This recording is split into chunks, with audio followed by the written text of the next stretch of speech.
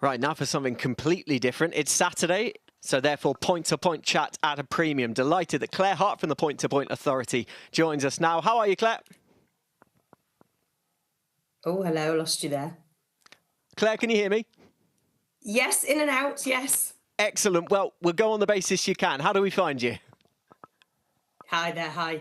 Yes, so we've got 7 meetings this weekend, 4 today, 3 tomorrow. Some good entries. The spring obviously rolling around now, ground's drying up a little bit, so a lot of the good ground horses will be out. And it's, fixtures are coming thick and fast at the moment, so it's good. Yes, 65 fixtures left to go in 10 weeks, is that right?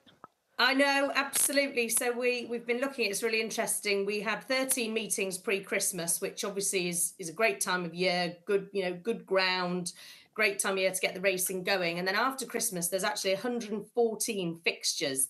And yeah, we've got 65 left, it shows that this time of year is a little bit flooded with fixtures, quite congested. Meetings are always very keen to stage their fixtures this time of year. Traditionally, the better ground and the obviously the good weather can always attract a big crowd, and the prime dates are always there for the taking. But we have to sort of start to spread them a little bit, I think, because we need to allow participants to have a good even spread of allowing to run. There's no point having 3 meetings on one weekend that you'd like to run your horse at. So we're working hard at the moment to kind of continue to try and spread the fixtures more evenly throughout the season. What's great as well, Claire, looking at participant numbers up, you've got horse numbers up. Things are very much on the up in the point world. Well, I think so. The horse numbers is very much on a level with last season. The most interesting thing this year actually is that rider numbers are up. There is a huge increase in first-time applicants. A 20% of most of the riders are first-time applicants, and we're still receiving applications even at this late date of the season. So people wanting to ride.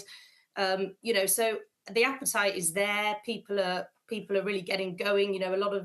There's a lot of people still out there want to ride in point to points and do it, which is brilliant. And we get such a nice spread of the people that want to be a jockey that end up under rules, the people who are just, they want to have a go. And then also the ones that are, they're the top point to point jockeys that ride point to pointing. Being a good amateur is their game. And you can't stand still in any game, Claire, and the point world has been that way as well. There's been new race series on offer this year. Just tell us a bit about how they've been received.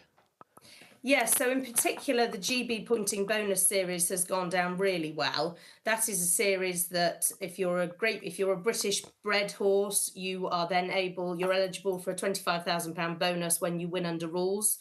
And a French bred is a £15,000 bonus. And what they've been really well received, very well supported. Horses have been bought well through the sales and privately from them. And we're actually now looking at hopefully extending the bonuses to the placed horses as well, so that it keeps encouraging more and more runners. I think next season we'll hopefully have some more of those races to keep boosting that. So it's a really good one. And then we've had a 0 to 110 race series, which has been well received and worked well. There's a couple of tweaks needed within that series, but that accumulates with a final at Warwick in May, and hopefully that should be a good race. And then the Hands and Heels series has been going really well, we've been really impressed with the standard of riding and these youngsters and, even older novice riders, not picking up the stick and using it. It's really encouraging, much like under rules, the Hands and Heels. It's a really, really good thing, and that accumulates in a series where a point system is in place and the winning rider wins a prize. So yeah, all good. It sounds all good. And overall then, Claire, is it just a case of going back to the drawing board and finding out the little things that didn't work rather than all massive wholesale changes? Yeah, absolutely. I think, we made a lot of changes coming into this season. There was like the 0 to 110 series, the bonus, those 3 things we've just talked about were all new for this year. And I think, as with anything, you have to allow these things to bed in and for people to get to grips with the new things. If we start changing things massively for next season, you're suddenly in danger of they haven't actually grasped the concept of what's happening now. So hopefully they'll bed in, and it's just trying to attract a bigger range of horses and participants. With the hands and heels, it's hopefully attracting the youngsters to have a go in at their level, and also with the 0 to 110, allowing owners to realise that they can go to the sales and buy a horse that has won under rules, but it is eligible for a race that might not have the top class open horses in, which ultimately under rules might be rated in the 130s. Whereas the 0 to 110 just caps it to those lower level graded horses, and they are winnable races. Claire, thank you very much for joining us. Hope the sun stays shining all the way through the weekend ahead of the fixtures. Sounds like it's going to be fast and furious. Fingers crossed. Thank you.